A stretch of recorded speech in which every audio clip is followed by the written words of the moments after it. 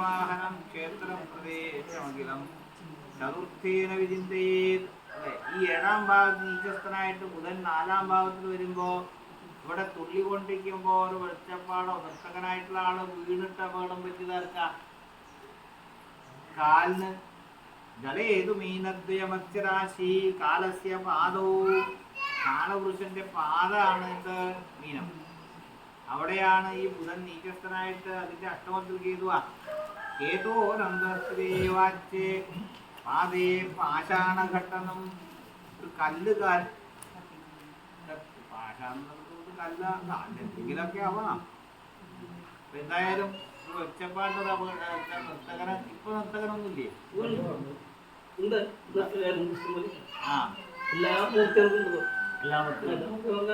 ഭുവനേശ്വരി, ഭദ്രകാളി, വീരഭദ്രൻ, കണ്ടാർന്ന്, മുത്തപ്പൻ. ആർക്കാ ഒരു അപകടം ഉണ്ടായത്? അല്ലെങ്കിൽ കേടുവായതുകൊണ്ട് പൊള്ളലാവാം, അല്ലെങ്കിൽ കാലിലെന്തെങ്കിലും പാതയെ പാഷാണ കിട്ടുന്നതാണ്.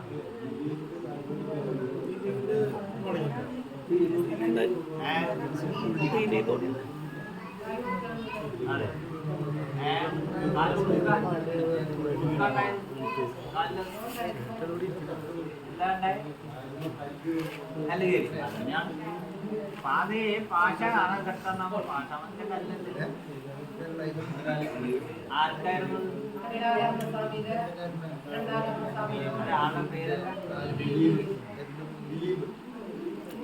അതിപ്പില്ലേ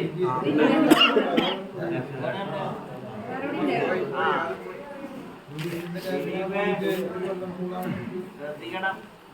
ശരി, പിന്നെ പ്രാസാദം, മണ്ഡപം, ഉപവേശം, വാഹനം, ക്ഷേത്രപ്രദേശം.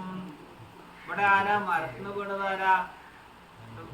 മരം വീണതോ, കൊമ്പ് വീണതോ, അല്ലെങ്കിൽ മരത്ത് കയറി വീണതോ?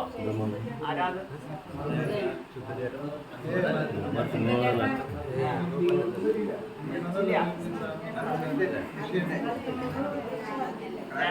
ഒരാള് മരിച്ചിട്ടുണ്ടല്ലോ, ഒരാളെ മരിച്ചിട്ടുമുണ്ട്, ഒരാള് മരിച്ചിട്ടുമുണ്ട്. ആവട്ടെ, ഇവിടെ ആര് മുറിച്ചതാരാ?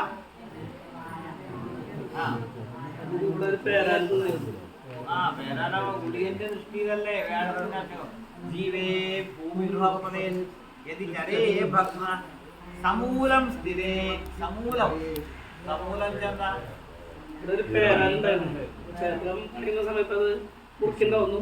അവൾ ഇവിടെ എല്ലാ ദേവീദേവന്മാരുടെ തൊഴുത് അപേക്ഷിച്ചിട്ടാണ് മുറിച്ചത്. എന്താ പേര്? രാജൻ. രാജന്റെ അടുത്തൊക്കെ ഞാൻ അനുവാദം ചോദിച്ചിട്ടേ അതില് ഒരു സംഭവം ഉണ്ടായി. അതില് പിറ്റേ ദിവസം ഈ മരം വീട് മേടിച്ച ആളുടെ ഭാര്യ മരിച്ചു. പ്രത്യേകിച്ച് ഒരു അസുഖം ഉണ്ടായിരുന്നില്ല. അതായത് ഞാനേ പെട പഠിച്ചോട്ടെ അനുവാദമൊക്കെ ചോദിച്ച് പഠിച്ചാൽ വേദനിക്കാണ്ടിരിക്കോ? അനുവാദം പഠിച്ചിട്ടല്ലേ കാര്യമുണ്ടോ? അപ്പൊ എന്തായാലും അത് അതാണ് ജീവേ ഭൂമിർഹപദേ സമൂലം മൊത്തം പോയി. സമൂലം പേരോടുകൂടി എല്ലാം പോയി.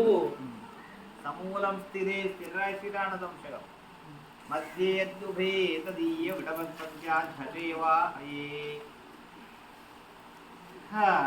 ഒരു വിധം ഒക്കെ ഉണ്ടാക്കി വെച്ചിട്ടുണ്ട്. നല്ല കാര്യം പലതും ഉണ്ടിട്ട് അവിടെ. നമ്മൾ നല്ലതൊന്നും പറയാൻ പോണില്ല. കാരണം നല്ലത് പറഞ്ഞോട്ട് നല്ല കാര്യമുണ്ട്. അപ്പൊ ഡോക്ടറെ അടുത്ത് പോകണം എന്തിനാ? നല്ല രോഗമുണ്ടോ, അസ്വസ്ഥയുണ്ടോന്നല്ല. നല്ലതിനെ നല്ല മുക്കാണ്, നല്ല പ്രശ്നമാണ് എന്നിട്ട് കാര്യമുണ്ടോ? അപ്പൊ എന്താണ് കുറവെന്നുള്ളത് മനസ്സിലാക്കി അതിന് വേണ്ട, അഥവാ രോഗം എന്താണ് മനസ്സിലാക്കി അതിനാണ് ചികിത്സ വേണ്ടത്. അപ്പൊ ഗുണങ്ങൾ ഇവിടെ ഇതൊക്കെ ഒരു ഗുണവും ഇല്ലാവോ എന്ന് വിചാരിച്ച് പരിഭ്രമിക്കണ്ട. ഗുണം പലതും ഉണ്ടാവും. ഗുണം നമ്മൾ അധികം ചിന്തിക്കേണ്ട വിഷയമില്ല. അത് ഒറ്റ വാക്കുകൊണ്ട് പറഞ്ഞില്ലേ, വ്യാഴം നാളിലുണ്ട്, നല്ലതാണത്. ദൈവാധീനമുള്ള രാജ്യത്തൊക്കെ പറഞ്ഞത് നിങ്ങളെ ഇത്രയെങ്കിലൊക്കെ ഇവിടെ സഹകരിച്ച് ചെയ്യുന്നില്ലേ, ഇത് വലിയ പുണ്യല്ലേ. എത്രയോ സ്ഥലത്ത് ഇങ്ങനൊക്കെ ചെയ്യാൻ പറ്റാത്ത അവസ്ഥകളുണ്ട്, ചെയ്യാത്ത സ്ഥലമില്ല. അപ്പൊ ഇതൊക്കെ സുഖമാണ്. പക്ഷെ അതിനെപ്പറ്റി നല്ലതിനെപ്പറ്റി ഓരോ ലക്ഷം രൂപ കിട്ടിക്കഴിഞ്ഞാൽ അതെടുത്ത് ഇങ്ങനെ വെക്കും.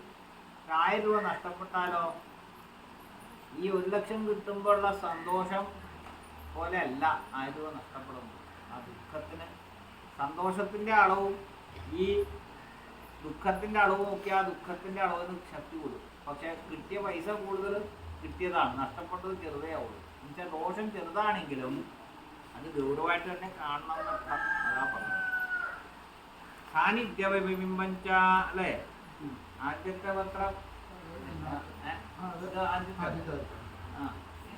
ഒരു മുരടിച്ചുണ്ട് മൊത്തം തല ഉണ്ടോന്ന് ചോദിച്ചാണ്ട് ഇല്ല ഇത് മുരടിച്ചുണ്ട്. അപ്പൊ മൊത്തം ഈ കുടുംബക്കാർക്ക് എല്ലാം ഉണ്ടെങ്കിലും എല്ലാം ഉണ്ട്, കണ്ടാൽ വലിയ കുഴപ്പമില്ല, പക്ഷെ അത് മുരടിച്ചുണ്ട്, ഒരു അഭിവൃദ്ധി ഇല്ലായ അതുണ്ട്. അതാണ് കാണിക്കുന്നത്. ഇതാണ് 2ാം ഭാവം. അതിനും ബലമില്ല അല്ലേ. അപ്പോ ഒരു ദൗർബല്യമായിട്ട് മാത്രമല്ല, അതിന്റെ നടുക്ക് റോട്ടയുണ്ട്, സൈഡിനൊക്കെ കേടുണ്ട്. അപ്പൊ ഇത് ധനപരമായ കാര്യങ്ങളാ.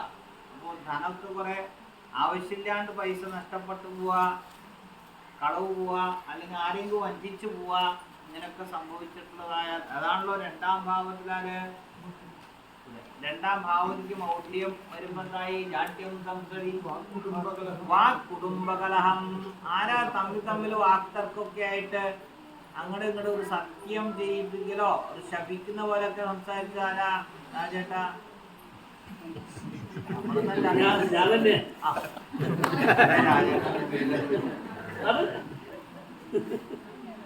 അതിന്റെ ഇനിയൊരു പ്രതി എവിടെയാ? ഒരാള്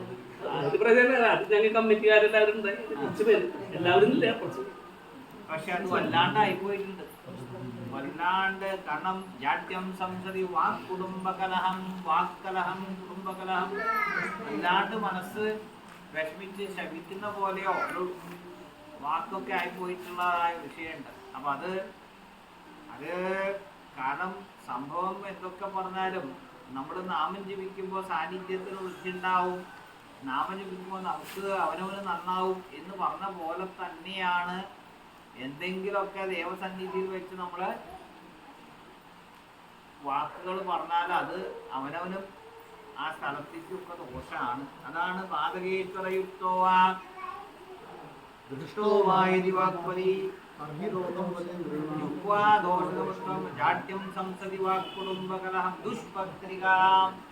ആർക്കോ ഈ കുടുംബക്കാരിലെ ഈ വല്ല റെക്കോർഡിക്കലായിട്ട് ഭൂവിവാദങ്ങളാവാം, ഭൂമിയുടെ റെക്കോർഡ് കാണാണ്ടാവുക, അഥവാ ആ രേഖ മാറ്റി എഴുതിയും അങ്ങനെയായി ഇങ്ങനെയായി എന്നുള്ള അങ്ങനെയുള്ള ഒരു വിഷമം വരിക. വാക്കുടുംബകൾ ദുഷ്പത്രിക എന്നുള്ളത് കൊണ്ട് ആർക്കെങ്കിലും ജാമ്യം നിൽക്കുക, അത് നമുക്ക് പുലിവാലായിട്ട് വരിക. അങ്ങനെയുള്ള ചില വൈഷമ്യങ്ങളൊക്കെ ഉണ്ടായിട്ടുണ്ട് ഈ കുടുംബങ്ങളിൽ നിന്നാണ്. ദുഷ്പത്രിക ദൃഗ്ഭുജം നേത്രരോഗം, കണ്ണിന്റെ രോഗം. വാക്പാരുഷ്യം കണ്ടൂടായി ദുഷ്പത്രികാം ദൃഗ്ഭുജം വാക്പാരുഷ്യം പരുഷമായിട്ട് ഉള്ള വാക്കുകൾ. ദ്രവിണഭയം നൃപഭയം, ആരെങ്കിലും കേസുകളൊക്കെ പോയി കൊടുങ്ങുക, അഥവാ എന്തെങ്കിലുമൊക്കെ അപകടങ്ങളിൽ മറ്റാർക്കെങ്കിലും വേണ്ടി ചെയ്യുക, അത് നമുക്ക് പുലിവാലായിട്ട് വരിക. വേറൊരാൾക്ക് വേണ്ടി പ്രവർത്തിച്ച് നമുക്ക് പുലിവാലാവുക, എന്നിട്ട് കേസോ പോലീസോ ജയിലോ. അജ്ഞാതവാസം എന്ന് പറഞ്ഞാൽ അതും വരാട്ടോ. അജ്ഞാതവാസത്തിന്റെ ജയിലിൽ കിടക്കേണ്ടി വരിക, അങ്ങനൊന്നും ഉണ്ടായിട്ടില്ല അല്ലേ?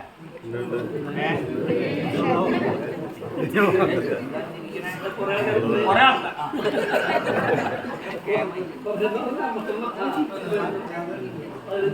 15 പേര്.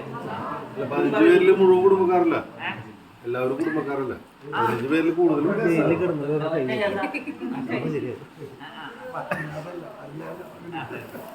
അല്ല. അതില് കുടുംബക്കാരെത്രാണ്?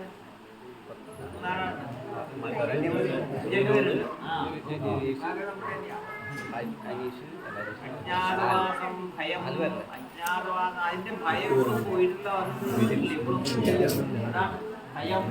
ആ ഒരു ഭയം ഉണ്ട്, നീതി പോയിട്ടില്ല. പശു ചത്താലും അതിന്റെ ഗൗരവമൊക്കെ പോയി എന്നൊക്കെ വെച്ചാലും അതിൻ്റെതായ ഒരു അംശം ബാക്കി കിടക്കണ്ട. അജ്ഞാതവാസം ഭയം, എന്താ പറഞ്ഞ ജാഠ്യം സംസ്കൃതി നിർഭയം, അതാണ് രാജഭയം. ദ്വിതീയാദിവേ, അതാണ് രണ്ടാം ഭാവത്തിയായിരുന്ന ഗ്രഹം മൗഢ്യമായിട്ട് ഉത്തരൊക്കെ ആയിട്ട് വരുമ്പോൾ സാന്നിധ്യമഭി